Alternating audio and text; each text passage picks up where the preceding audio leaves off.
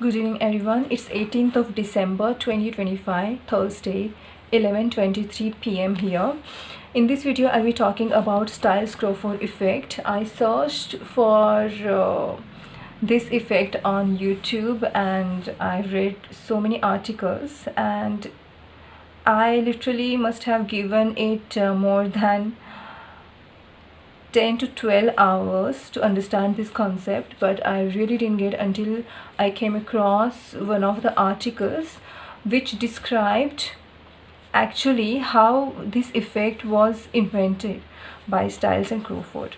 Now I'll be talking about first its historical background and the scientists who discovered it. Then there are two types of Stiles-Crawford effects, type 1 and type 2, and their mechanisms I'll be talking about. Then clinical significance of Stiles-Crawford effect, why we should learn it, like why there must be some practical significance of it. Then studies which are related to the Stiles-Crawford effect, monoocclusion, effect of light on the photoreceptor alignment on Stiles-Crawford effect, and effect of eccentricity of pupil on Stiles-Crawford effect. So what I'll be talking about: historical background, scientist's name, in short history. Then type 1, type 2 Stiles-Crawford effects and their mechanism. Then clinical significance of it and studies related to the Stiles-Crawford effect.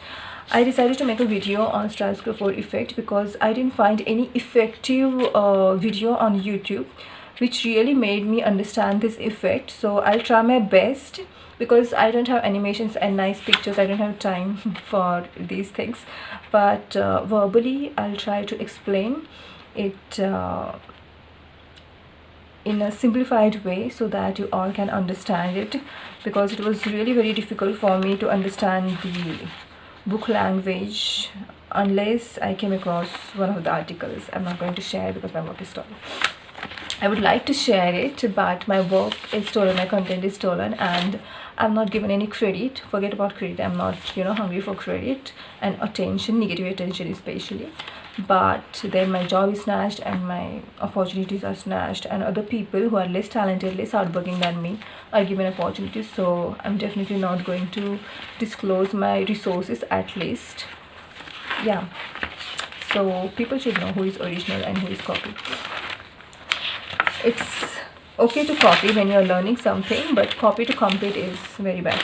So let's start with the Stiles-Crawford effect. I'll try my best to explain this effect in a very simple way.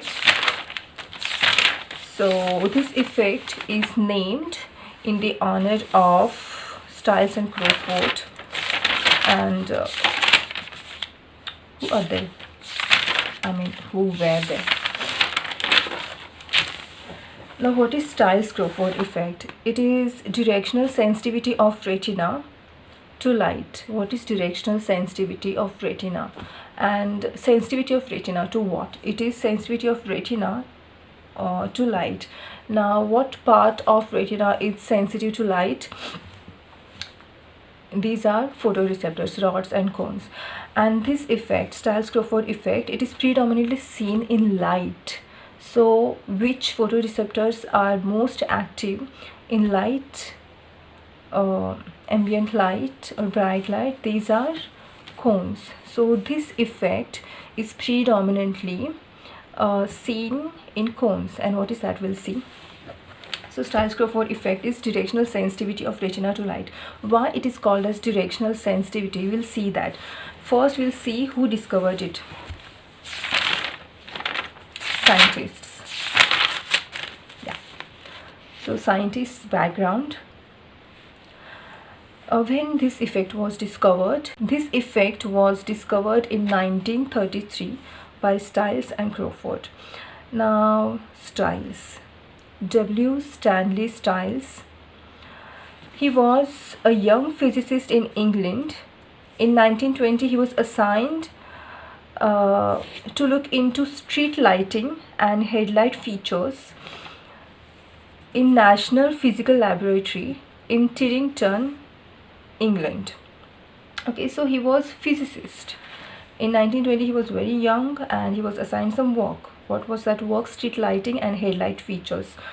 So what he did, he concentrated on visibility and glare. He concentrated on these phenomena. Then he recruited his young collaborator that time. He was also working as a physicist in National Physical Laboratory in England, and he was B.H. Crawford. Okay, so both of them invented this effect, Stiles-Crawford effect. They conducted a study. And what kind of study they conducted? They used same intensity of light, same power of light, same brightness of light to pass through first central part of pupil, through the center of the pupil, and then peripheral part of the pupil. Okay, equal intensity of light was allowed to pass through first center of the pupil, and then next near the marginal portion of the pupil. Okay, paracentral portion of the pupil. And then he discovered that, and he was and people, subjects were asked to match the brightness level. So what he discovered, that the light beam of the similar intensity, same intensity, when it was passed through the center of the people felt it brighter than those light rays entering the pupil from the marginal portion, and that is called as Stiles-Crawford effect. Stiles-Crawford effect, it is the maximum sensitivity or higher sensitivity of cones or photoreceptors to the light entering from the center of the pupil or near the center of the pupil than those light rays of equal intensity coming from the peripheral portions of the pupil. So you can say axial rays and paraxial rays with respect to the pupillary axis. Pupillary axis is what? It is the line passing through the center of the pupil and normal to the corneal surface.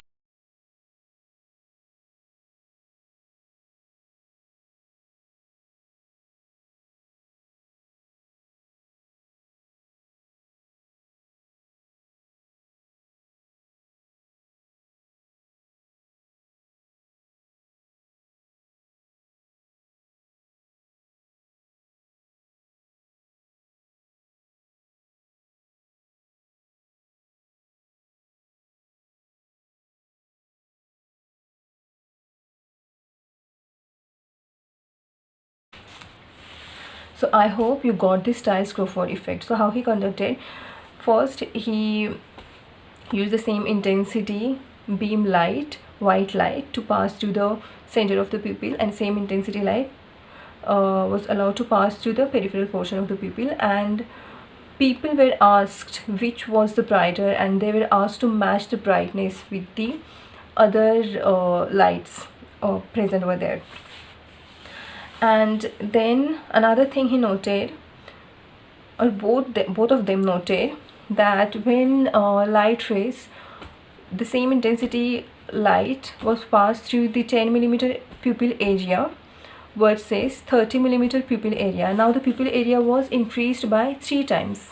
So amount of light illuminating, or the amount of the light falling per unit area of the retina, it increased because the pupillary area increased. So the brightness should increase 3 times because we increased the area of the pupil 3 times. But he discovered that the brightness perceived by the people, it was increased only by a factor of 2 and not in the multiple of factor of 3. So he concluded that this reduction may be occurring at the level of the retina, and that is at the photoreceptor. He concluded that retinal sensitivity to the central light, because pupillary area is small, so it is central portion, so the central part, he noticed that to that small area that is covering the central area, the retina was more sensitive, and the peripheral area that was less sensitive. And he plotted one graph center of the pupil versus nasal and temporal portion, and the Stiles-Crawford effect peaked at the center of the pupil, the pupil area, central, nasal and temporal, versus perception of the brightness.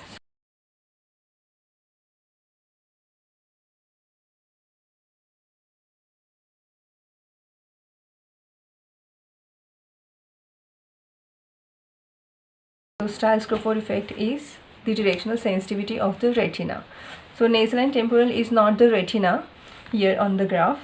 In nasal and temporal, you'll see here, I'm going to share the picture here of this graph. This nasal and temporal is the nasal and temporal portion away from the center of the pupil.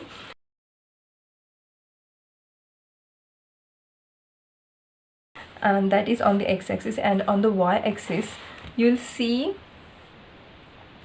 the perception of the brightness. Okay, so perception of the brightness, it is peaking at center of the pupil.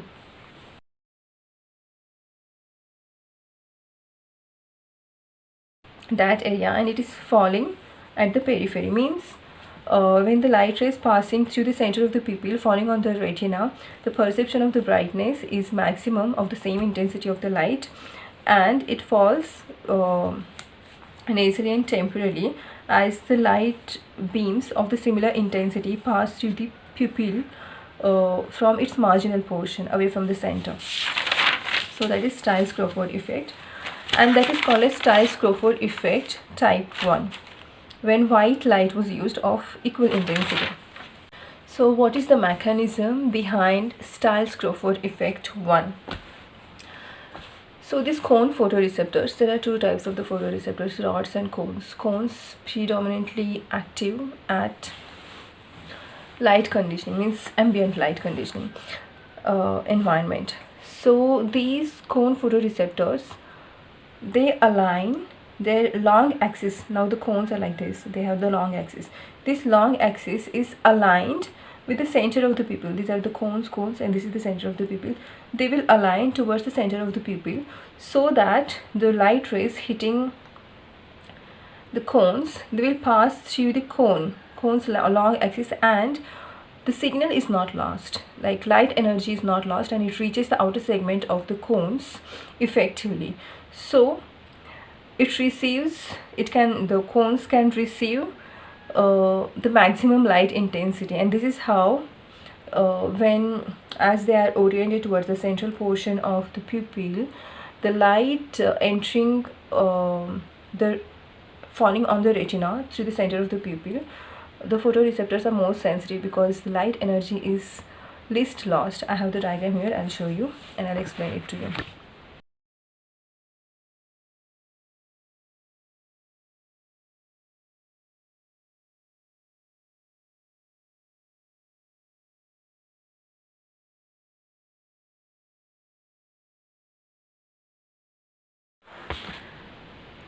So you see the light that is coming from the coming from the center of the pupil. It hits the cones along the long axis of these cones, and it reaches the outer segment, and maximum light energy, it reaches the outer segment of the cones, and hence we perceive it as brighter than the edge of the pupil, where angle of incidence is there, then it is larger than the critical angle for what? For these photoreceptors than the surrounding media. Surrounding media is another retinal tissue and this vitreous. Both this vitreous mu3 and this other retinal tissues mu2, their refractive indices are less than mu1. That is the refractive index of this photoreceptor, cones and rods. And when the angle of incidence, here it is, now total internal reflection occurs only when the light passes from the denser medium to the rarer medium. For denser medium to the rarer medium, then only the total internal reflection occurs only when the angle of incidence is larger than the critical angle. And critical angle depends upon the difference between these two. If it is smaller difference, then it's better. smaller difference, then it is smaller and it is better for the total internal reflection, because angle of incidence will be large enough for the total we want the total internal reflection, because we don't want the light to be reflected here. We want the light to undergo total internal reflection till it reaches the outer segment to stimulate these rhodopsines or photopsines. Okay, understood. I hope you got it. And this is called as optical wavefiber guide. You'll see the amount of the signal is lost here because it's incident on this. The time is taken more, and even some energy will be absorbed, and some energy is lost till it reaches the outer segment. So it's coming from the periphery, and hence we perceive it as not as bright as this light coming from the center of the pupil. Okay, so that's the mechanism of Stiles-Crawford effect. It acts as optical wavefiber guide. Optical wavefiber guide means it is this channel, okay, it is this fiber surrounded by a medium that has refractive index less than this one. So we want the total internal reflection. So for that, this difference between these refractive indices should be less. So we want the critical angle less and angle of incidence large. This angle of incidence here between this and not this vitreous. What happens?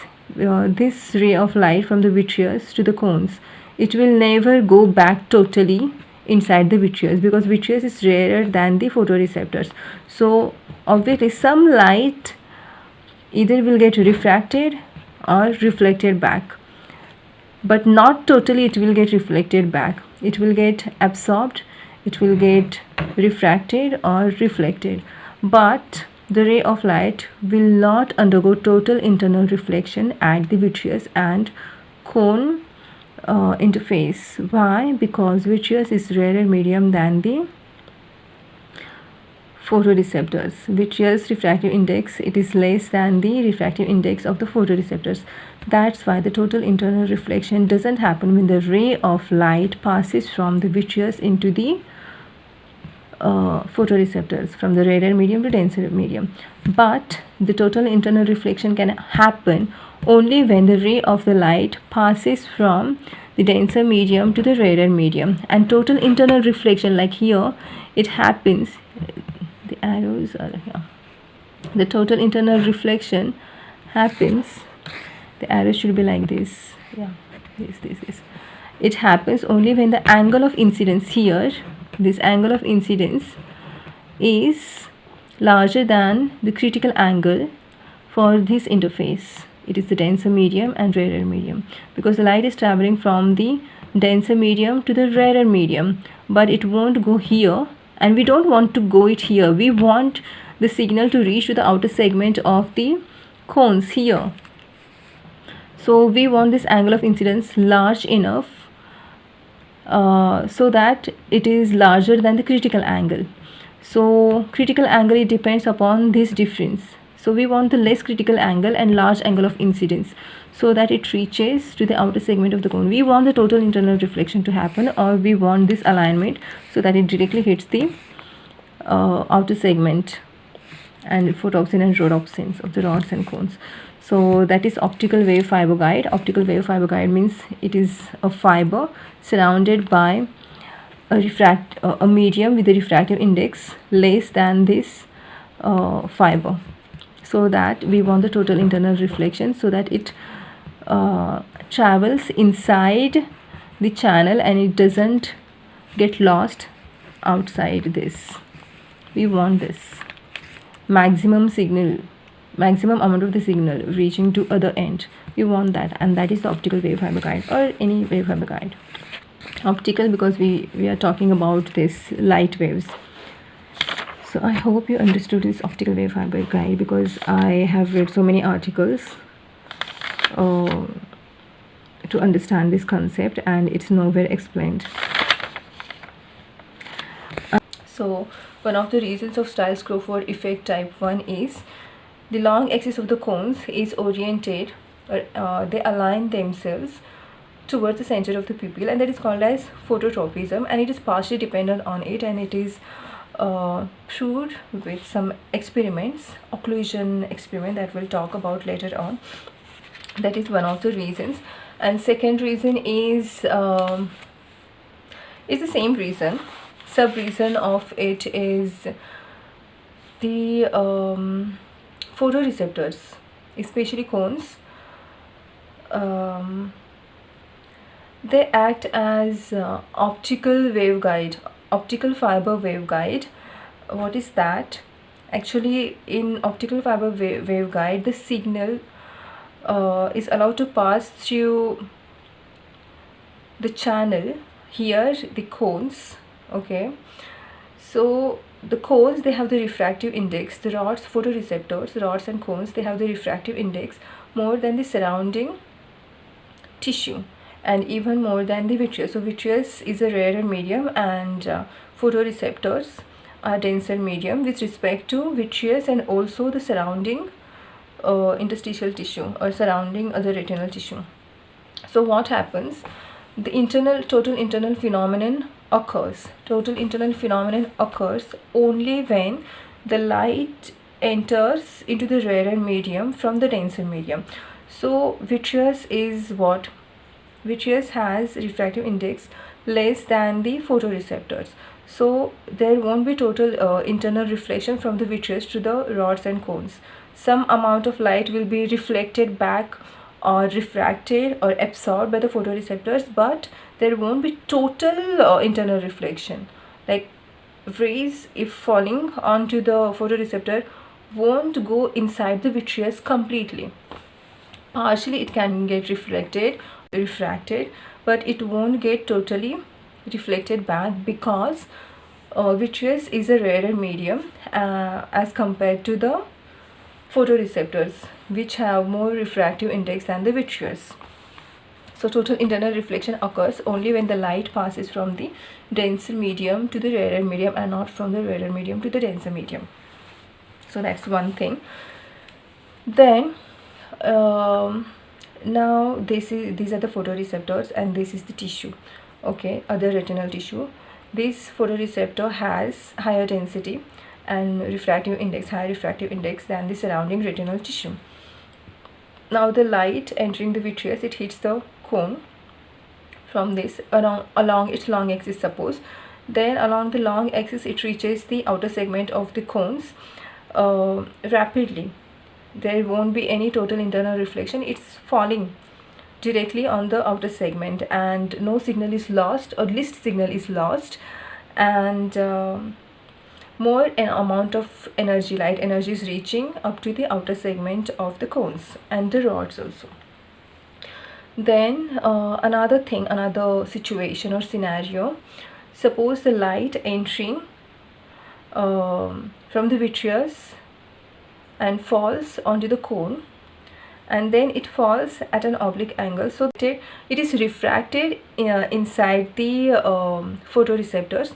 Now the light can get refracted into the interstitial tissue or other retinal tissue, but it doesn't happen because other retinal tissue has it is a rarer medium than the photoreceptors itself. So this surrounding other retinal tissue has the lower refractive index, and the angle of incidence, if the angle of incidence is larger than the critical angle between this for this denser medium to the rarer medium, if it is larger than that, then total internal reflection occurs, and the signal reaches, the light signal, it reaches to the outer segment, but some signal is lost, okay, and it has to travel a longer distance to reach up to the outer segment. So those cones which are aligned, their long axis is perfectly aligned with the pupillary center, for those the light energy, maximum light energy, reaches the outer segment, exciting those cones, and we get that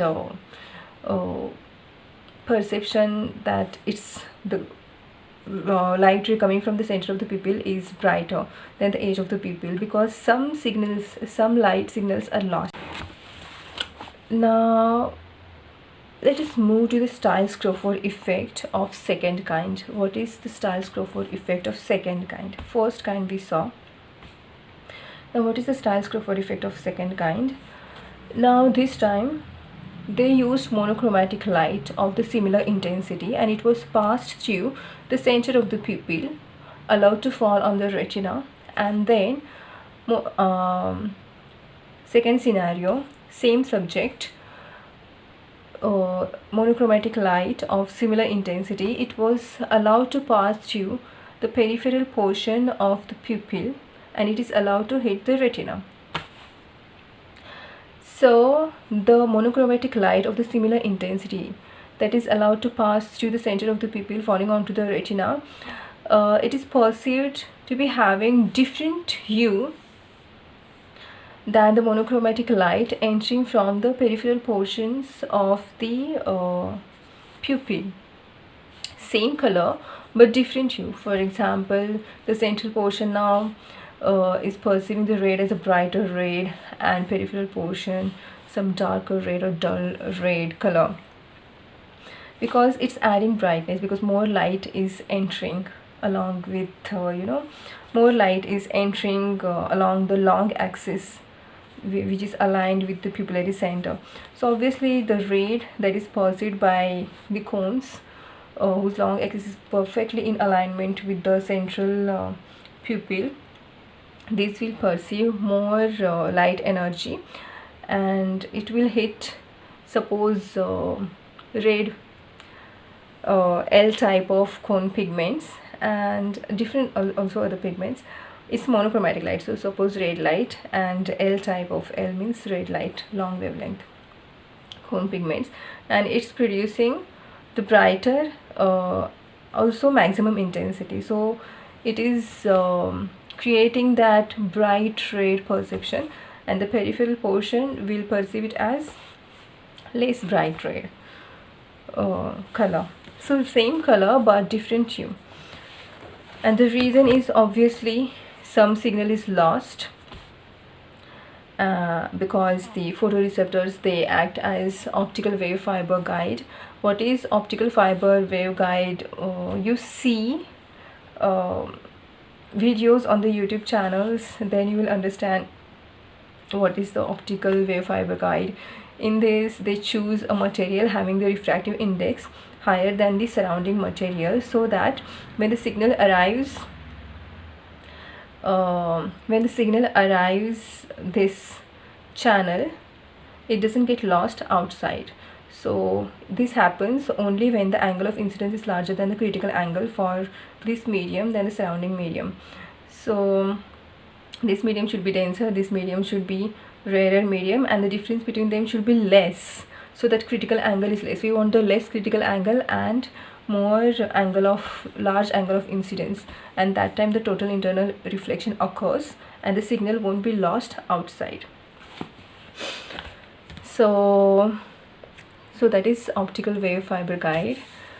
Optical wave fiber means it's related to the light. Now, so that is Stiles-Crawford effect of the second kind. And why this difference? It is because this alignment plus differential stimulation of cone pigments in the same cone, and also differential stimulation of different cones. And no one knows the exact, this phenomenon. It is not perfectly explained and demonstrated. It is demonstrated, but the density of the cone pigments and cone distribution, density of the cone pigments and the distribution across the retina and inside the cone itself, it is not precisely studied and precisely known. So it might be the reason, the differential stimulation of the cone pigments in the same cone and different cones, it might be the reason for this. And also this energy loss, light energy loss, when it hits when it is reaching the outer segment through the total internal reflection versus via the log axis. So this was about the Stiles-Crawford effect of second kind, and the same mechanism for second kind, Stiles-Crawford effect of second kind.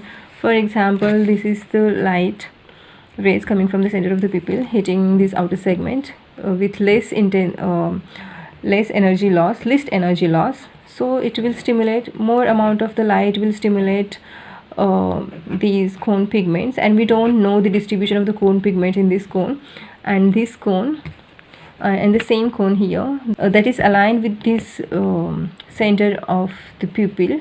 Its long axis is aligned with the center of the pupil. The same cone here now responding to the light rays coming from the marginal portion of the pupil. Now this first energy is lost, mode, because of the mode here. Mode is because of this refractive index, material interface and all these things, material absorption of the signal here at this interface, and then time taken to travel to outer segment is more, energy loss is more than this kind of signal transmission, and then less amount of energy is stimulating the outer segment. And even you'll see the cones here, cone pigments, different kinds of cone pigments will be stimulated because rays are traveling like this, and here different amounts of the cone pigments MLR will be stimulated. And at the foveola, the cone the S type of cone pigments are not present. These are mainly red and green, so mainly red. So this will stimulate different kind of cone pigments because, and we don't know the precise density and distribution of the cone pigments in the outer segment in the same, and also the cone distribution, density distribution throughout the retina precisely we don't know. So this differential stimulation of the cone pigments because of the differential nature of the light that is traveling through the photoreceptors from the center of the pupil and from the edge of the pupil, near the edge of the pupil. Because that direction is different kinds of cone pigments will be stimulated from the same cone, and even the different cones, and that's why it's proposed to be the reason behind perception of the different view coming from the center of the pupil, for the rays coming from the center of the pupil, and monochromatic rays of the equal intensity coming from the peripheral portion of the pupil. So that is the mechanism of Stiles-Crawford effect of the second kind.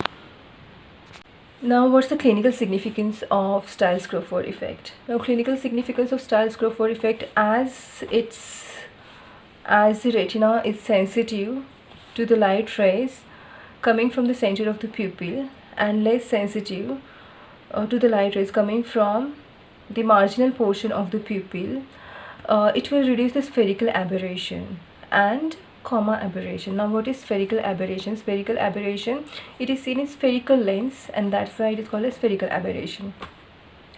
Spherical aberration means if this is a spherical lens, the rays which are coming from the periphery, which are hitting the lens from the periphery, they are bent towards the lens, and those which are axial and paraxial, they are focused away from the lens. So the point image is not exactly a point image, it is spread out image. Okay, so that is called as spherical aberration. It's not very clear image.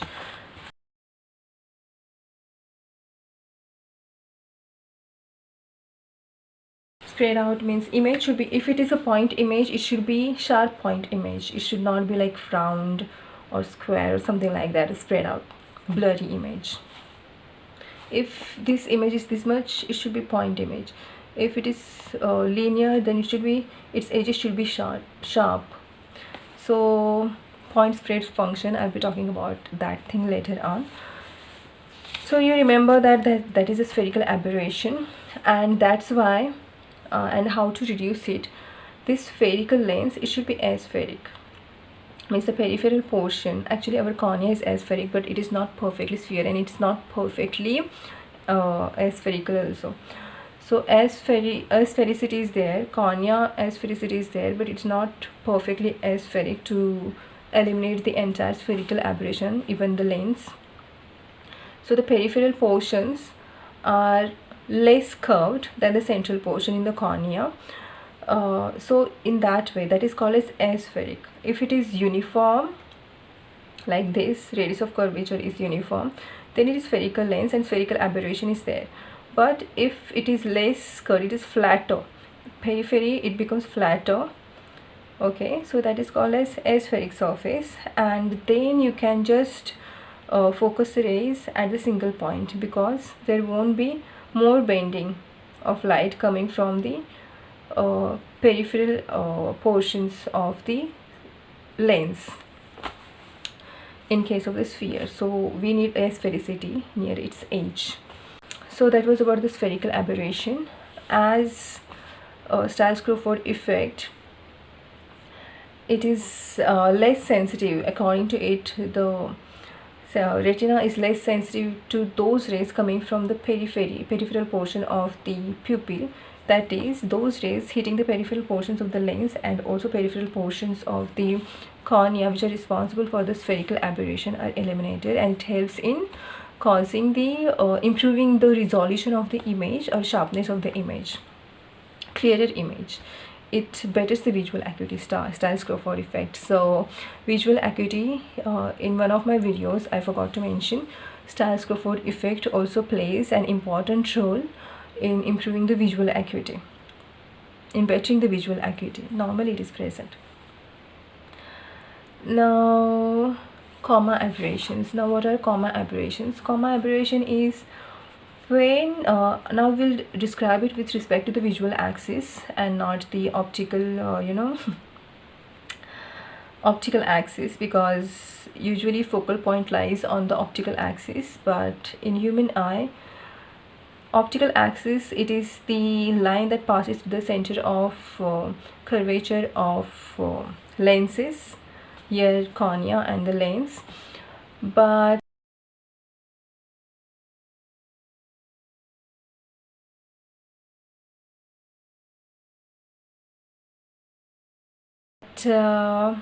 this line, the focal point of the eye, doesn't line it is not present on this line, but it is present on the visual axis that passes to the fixation point, nodal point, and fovea.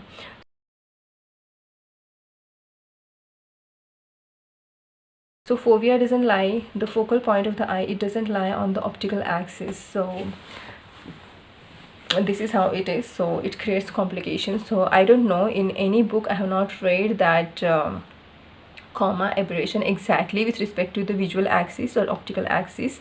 So to me, I think both the things should be taken into consideration for the comma aberration. Comma aberration is nothing but when the object in the lens system, any visual or optical system in lens system, as all the cardinal points including the focal points are present on the optical axis, when the object of focus is aligned with the optical axis, then we get the sharper image.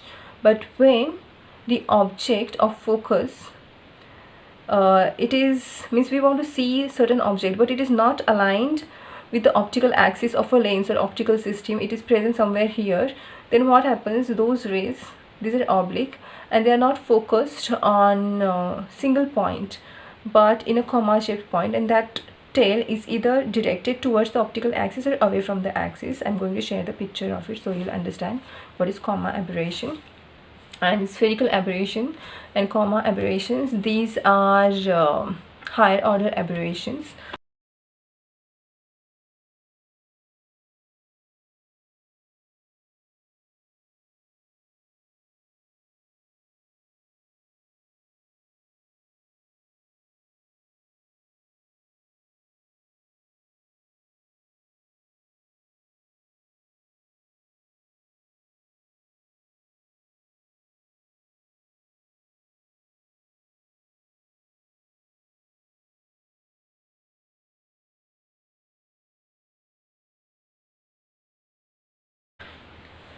And because of these aberration means what? Aberration is the diversion of a lens system or optical system from getting a perfect image. Point image as point image, linear image as sharp linear image. We get spread out image because of these higher order aberrations, spherical aberration and comma aberration, deviation of a lens system from perfection to get image at a single focal point. So that is called as that deviation is called as aberration. And there are different types of aberrations. Higher order are spherical, fourth order is spherical, third order is comma aberration. Then lower order aberrations are these refractive errors. What are these? Myopia, hyperopia and astigmatism, which can be corrected you're using the lenses, but these spherical aberrations and comma aberrations, you cannot perfectly correct them. You can just minimize them.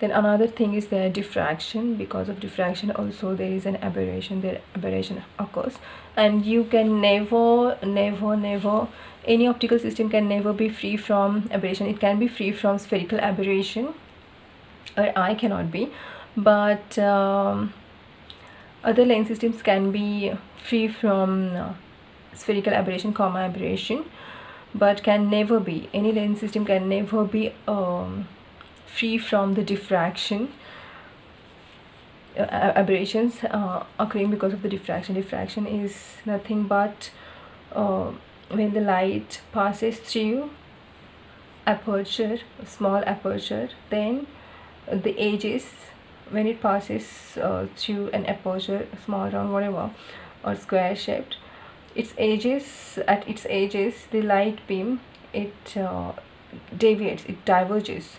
So we don't get the single point image of a point source or point object. If it is a point dot object, we don't get the dot image, we get the spread out image, because there is bending of the light rays like this. So these are not focused nicely at the edges, and the central rays, they will get focused but not the edges, and we get the airy disk pattern that I'll be talking about when I'll talk about that Rayleigh phenomenon and all. Minimum angle of resolution, I'll make video on that, then you'll understand it better.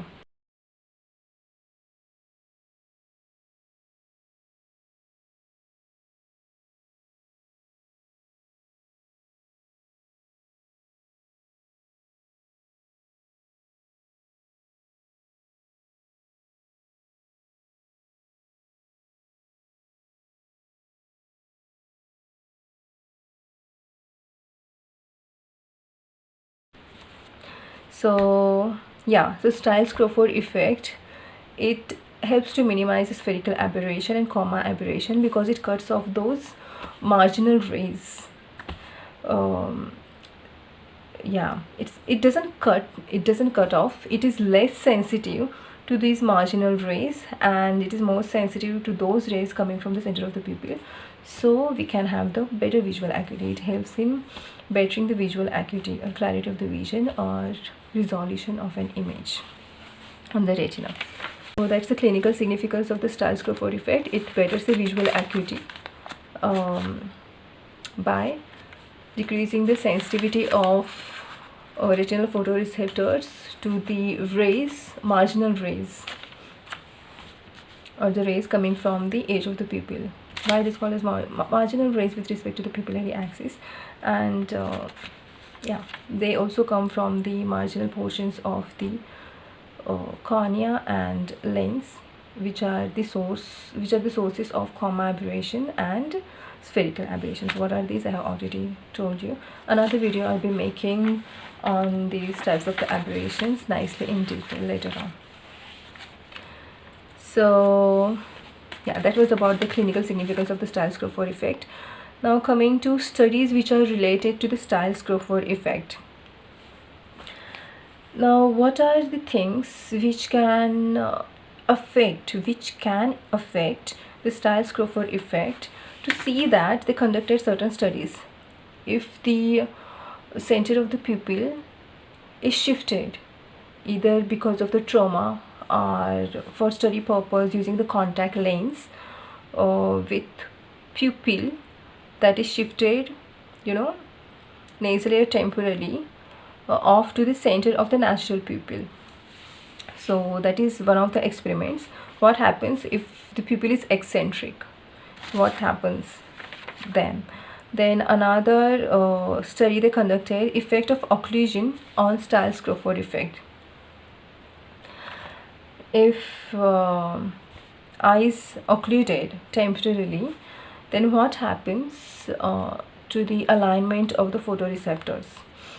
Now this alignment of the photoreceptors, actually it is seen in all cones, but it is not seen in all rods. It is predominantly effect shown by cones and not necessarily rods. It is shown by the rods but not strictly. So first we'll see the studies related to this. First study, eccentricity of the pupil. So there are two experiments. In one of the experiments, it is like a case study. In this case study, the patient got a trauma in one of the eyes. For 25 years, he had his pupil shifted nasally, pupil center shifted nasally by 3 mm. So they observed there was a shift in Stiles-Crawford effect towards the center of abnormal pupil, and in other eye the photoreceptor alignment or the Stiles-Crawford effect was seen towards the center of pupil, natural pupil, and here there was trauma, so the pupil was irregular, it was not perfectly circular. Anyways, it's not perfect circle, but it was not normal, and it had abnormal shape, and then the center was shifted 3 mm nasally, and they observed the shift in the Stiles-Crawford effect towards the center of abnormal pupil. So that was one of the experiments showing. Conclusion is it's a dynamic process. It's not anatomically fixed alignment of the photoreceptors. It is a dynamic process. That's alignment of the photoreceptors to the center of the pupil or towards the light. It is a dynamic process. It's not fixed anatomical alignment or structure. Now second experiment showing the eccentricity of the pupil, effect of eccentricity of the pupil on the Stiles-Crawford effect. In this experiment, what they used the contact lenses in which the pupil was shifted nasally or temporally, and the contact lens was on in one of the eyes for 5 days.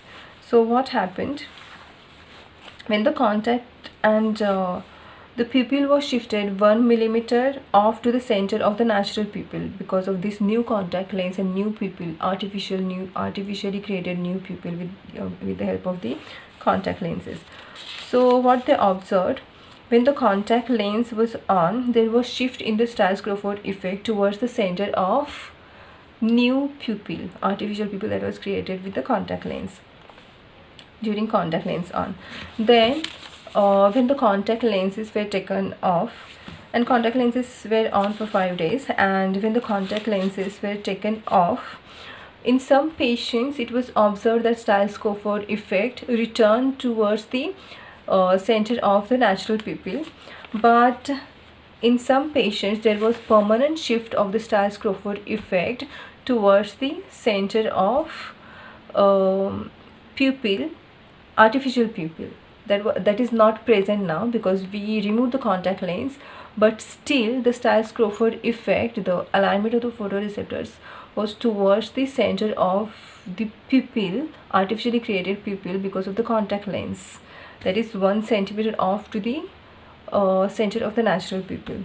It remained, that alignment remained fixed in some patients, but in some patients it returned to the returned towards the center of the natural pupil. Yeah. So That was the effect of eccentricity of the pupil on the Stiles-Crawford effect. Another experiment they carried on experiments people carried out to see the effect of occlusion on Stiles-Crawford effect. Means how much is the role of the light falling onto the retina is there on alignment of the photoreceptors. So they conducted two experiments in around 1962.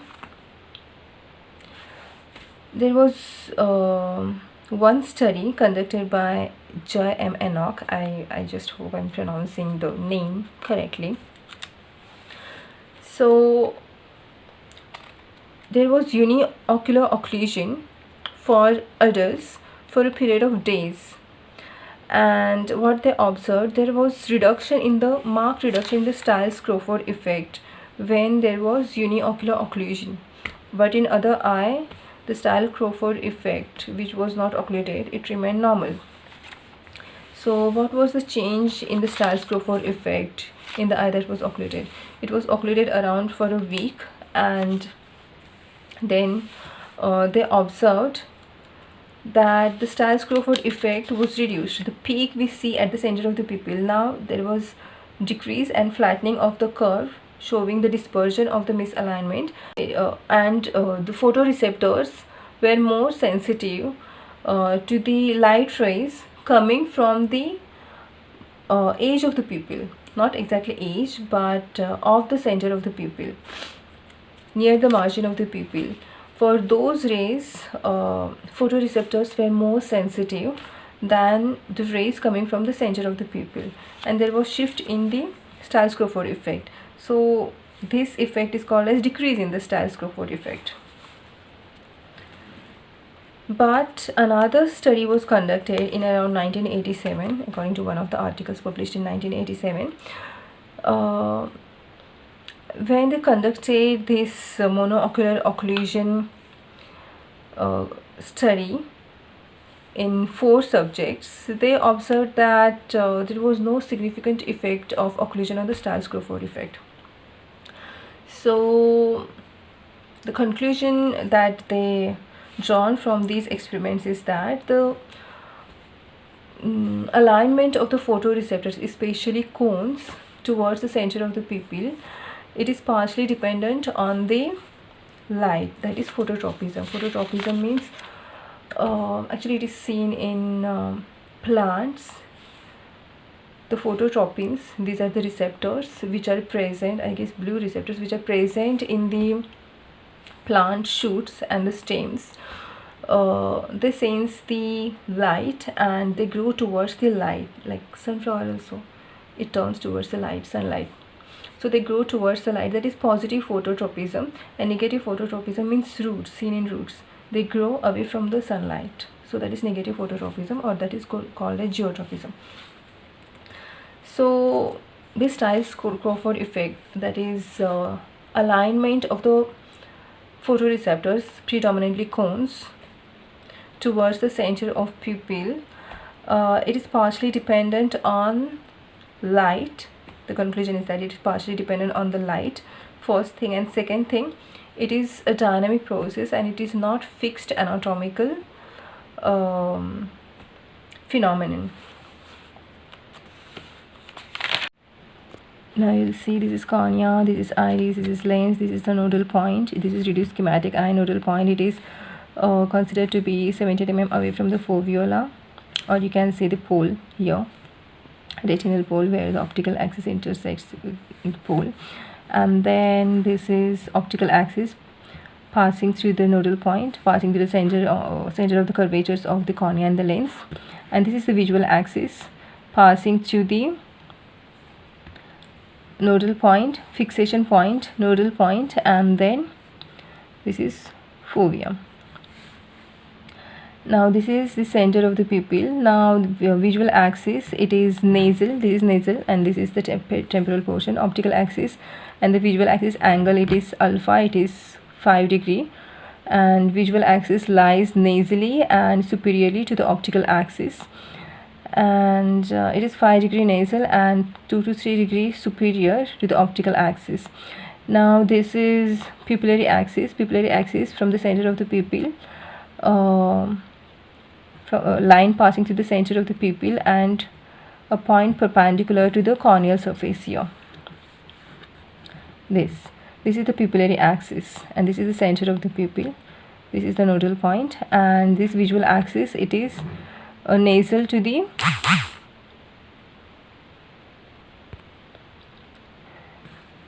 this pupillary axis, this visual axis, it is nasal to the pupillary axis, and the angle between the pupillary axis and the visual axis, it is called as angle kappa. Okay, so the rays of the light passing from the center of the pupil will hit these cones in the fovea, because fovea, it is not aligned with the pupillary axis except in situations like myopia where there is nasal shifting of the fovea. It will hit a little bit like here, parafoveal region, or not exactly at the center of the fovea, parafoveal region or the peripheral portion of the fovea. So it's hitting here, and these cones here, because fovea contains only cones, predominantly cones, and these are aligned towards their long axis here. This long axis, it is aligned towards the center of the pupil. So this ray coming from the central portion of the pupil, it passes straight to the outer segment, like I have shown, like I have explained in the figure before. Then these rays coming from the peripheral portion of the pupil, also passing through the peripheral portions of the cornea and the lens, responsible for the spherical aberrations and the coma aberrations. These are hitting these cones like this. They will undergo total internal reflection. Some amount of energy will be lost till it reaches the outer segments, stimulating the photopsins, and then what will happen? Less brightness of the same intensity light will be perceived, and different hue, because different types of the cones, because of the different path, cone pigments will be stimulated in the same cone. And also this, see, this you take, it's aligned towards the center of the pupil, and the same coming from the this peripheral portion, it will undergo total internal reflection like this, because it is not aligned with this part, it is aligned with this part. I hope you understood this. And these are the rods. Okay, this rectangle is rod. All the cones are, their long axis, it is towards the center of the pupil, oriented, aligned towards the center of the pupil, phototropism. And some rods in the parafoveal region, these are aligned towards the center of the pupil, and some rods are not aligned towards the center of the pupil. Why? It is because it is seen in the ambient light, it is the photo response, and it is seen in the cones predominantly. Stiles-Crawford effect, it is seen in cones predominantly. It can be seen, it is seen in rods also, but not always. In some rods, but not all rods, or it can be in all rods, but not necessarily and strictly for the rods, predominantly for cones. So that was all about the Stiles-Crawford effect. I hope you understood this effect. Stiles-Crawford effect can also be described with respect to the nodal point of the eye. For example, the light rays making larger angle at the nodal point of the eye will be perceived less brighter than those light rays making less angle at the nodal point of eye. They will be perceived brighter than those making the larger angle at the nodal point of the eye, because those along the pupillary axis, they make less angle at the nodal point of the eye, and those coming from the periphery, they make this periphery, they make the larger angle at the nodal point of the eye. So Stiles-Crawford effect can also be described or defined with respect to the nodal point of the eye.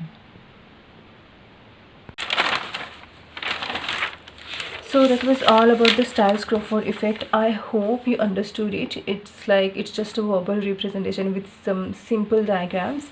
If I knew animation, really I would love to learn animation and add animated videos, study videos especially, to make such complex things be understood by everyone, especially students who don't have time to read everything, and they have to give exam. Postgraduate students, they have to give exams, and it is the teacher's job to learn so many books and integrate all the knowledge and take the lectures on these complex topics so that their time is saved. It's the teacher's responsibility. Teacher is a catalyst, saving the time, not wasting time of the people and not bullying the students.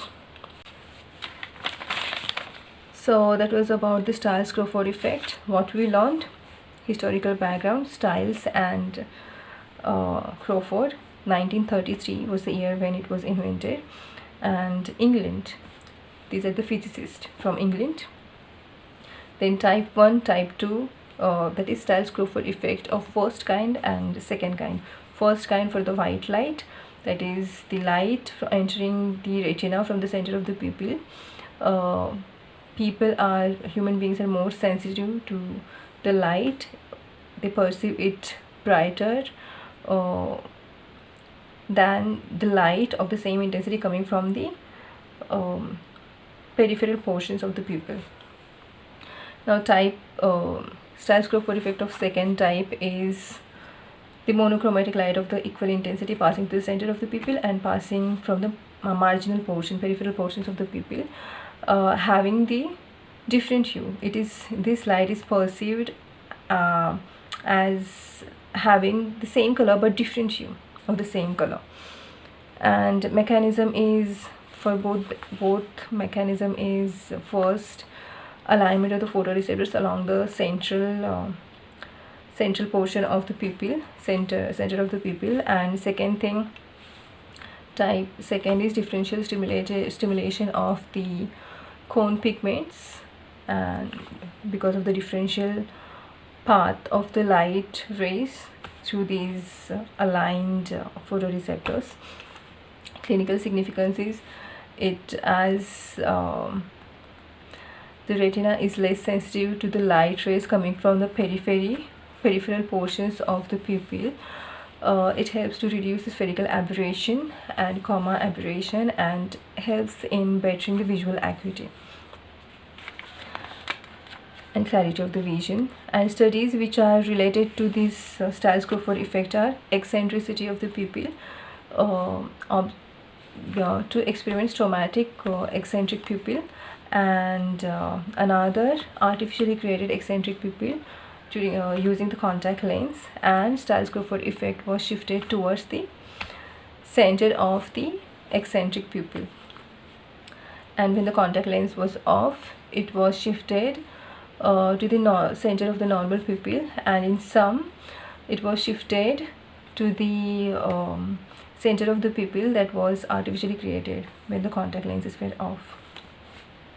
Now, effect of occlusion on Stiles-Crawford effect. In one of the studies, it shows there was shift in the Stiles-Crawford effect, that is retinal sensitivity increased to the light rays coming from the peripheral portion of the pupil than the light rays coming from the center of the pupil. So there was shift, the flattening of this peak of the Stiles-Crawford effect at the center of the pupil. There was flattening and generalized increased sensitivity of the retina to the light. Effect of occlusion on Stiles-Crawford effect.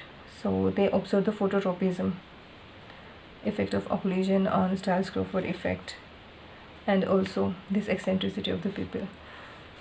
So that was all about the Stiles-Crawford effect. I hope you really got it, because I didn't get a single video which explained the Stiles-Crawford effect and single book which explained the Stiles-Crawford effect in a nice detailed way. You'll have to understand that optical wave fiber guide. What is that? Then you will understand the mechanism behind the Stiles-Crawford effect. So that was all about it, Stiles-Crawford effect. Bye. Good night.